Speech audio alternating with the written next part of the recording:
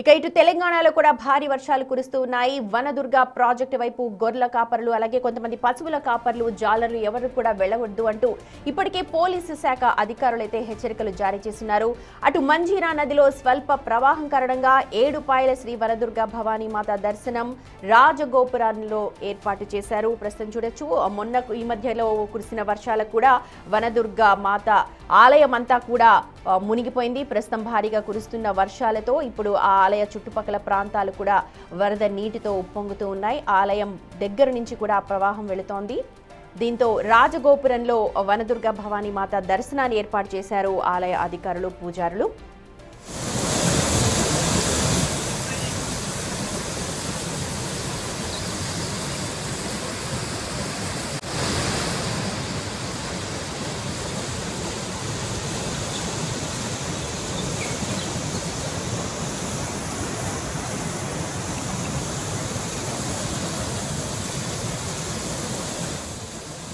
మెదక్ జిల్లాలోని వనదుర్గ భవానీ మాత ఆలయం ప్రస్తుతం దృశ్యాలు బిగ్ టీవీ స్క్రీన్ మీద చూస్తూ ఉన్నారు.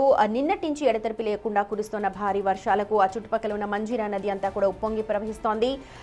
గత 10-15 రోజుల క్రితం కూడా భారీ వర్షాలకు ఆలయం అంతా కూడా నీట మునిగిపోయింది. ఆ దృశ్యాలను కూడా మనం చూసాం. ప్రస్తుతం అయితే భారీ వరద కారణంగా ఆలయం మెట్ల దాకా అక్కడ వరద ప్రవాహం వస్తోంది. దీంతో ఎవరు కూడా ఆలయ పరిసర ప్రాంతాల్లోకి రావద్దు అని చెప్పి విజ్ఞప్తి చేస్తూ ఉన్నారు పోలీసు అధికారులు కావచ్చు, లేకపోతే ఆ ఆలయానికి సంబంధించిన పండితులు. కానీ మంజీరా నదిలో ఇప్పుడు ఆ ప్రవాహం కారణంగా ఎవరైతే అమ్మవారిని దర్శించుకోవాలనుకుంటారో వాళ్ళకి 7 పాయల అమ్మవారి దర్శనాన్ని ఇటు రాజగోపురంలో ఏర్పాటు చేసినట్టుగా తెలుస్తోంది. ఎందుకంటే భారీగా మంజీరా నది అక్కడ ప్రవహిస్తోంది. ఎవరు ఎటువంటి ఘటనలు కూడా చోటు చేసుకోకుండా ముందు జాగ్రత్త చర్యల్లో భాగంగా ఇప్పుడు దర్శనాలను వేరే చోట ఏర్పాటు చేశారు.